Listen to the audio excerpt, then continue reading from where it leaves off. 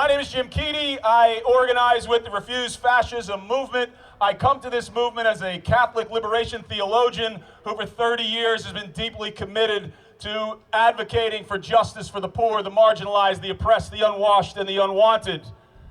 And I stand here in solidarity with each and every one of you here today as we say together that the Trump regime must go now. But we need to bring our message back to our communities. And for everyone here that is watching, if you weren't here today in D.C. and you're watching this on one of your friends' Instagram accounts or Facebook or on their YouTube, or they sent it to you as a text message, I want to talk to you about two things. One is about the elections yesterday. Now, as someone who is a former elected official in the great city of Asbury Park, New Jersey, for all the Springsteen fans out there, yes, it's that Asbury Park, New Jersey, and who has run for office before for the United States House of Representatives in the Fighting 4th District in New Jersey, yes, I am happy that a blue line was drawn in the sand and that the people of Virginia, the people of New York City, and the people from the great Garden State of New Jersey pushed back against the Trump regime last night. And yes, we should absolutely celebrate that. And remember that Joe Biden pushed back the Trump regime 1.0, and people went back to brunch.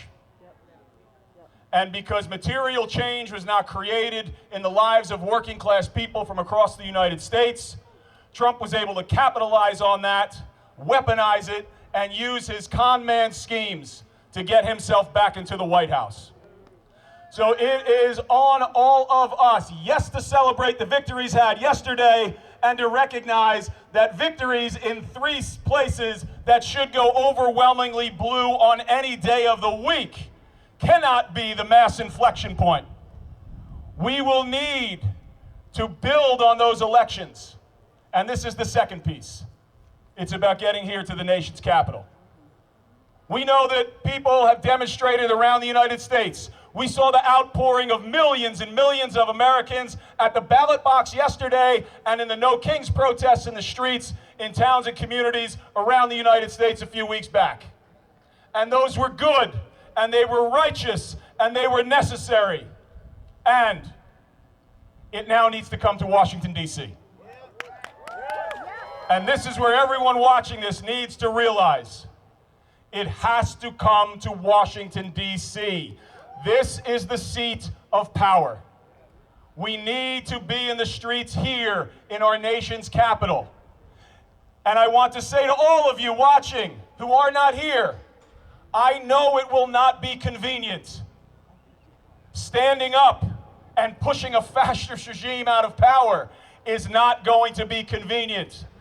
This will not be a situation where you're going out into your hometown or city, demonstrating for a couple of hours with people that you generally agree with some really cool posters and getting some pictures, and then going home.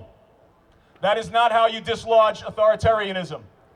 This is going to take sustained, ongoing, relentless, non-violent presence here in our nation's capital for us to win this. It will also take personal sacrifice. Some will be small, some will be great. For those watching at home, I want to give you an example.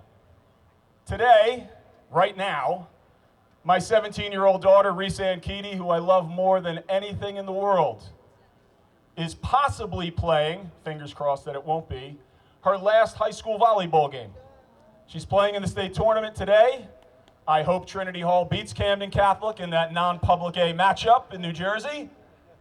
But there's a chance that they might lose, and that I won't be on the sideline like this with a big hug for my daughter this afternoon.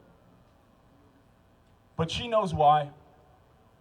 I took her to Germany last April, and I took her to Dachau, and I took her on other tours of what happens so she could see when a fascist regime comes to power, the devastating impacts that it can have on humanity. So she said, "Dad, I know. You got to go save the world. I'll win today. try to get home Friday for the next match. And for everybody at home, these are the sacrifices that each and every one of you will have to make. You're going to miss your kids' games.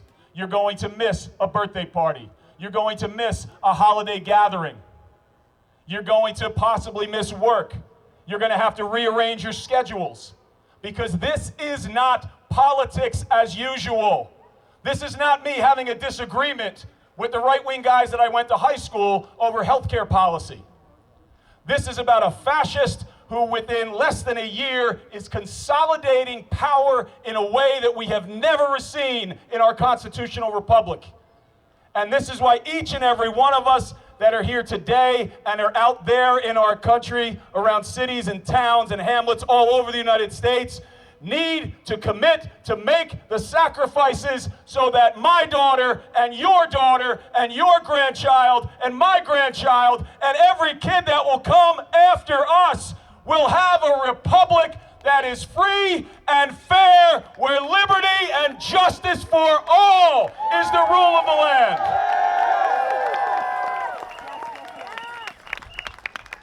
And this is why we say, in the name of humanity, we refuse to accept a fascist America. The Trump fascist regime must go now. Let's get it done, America.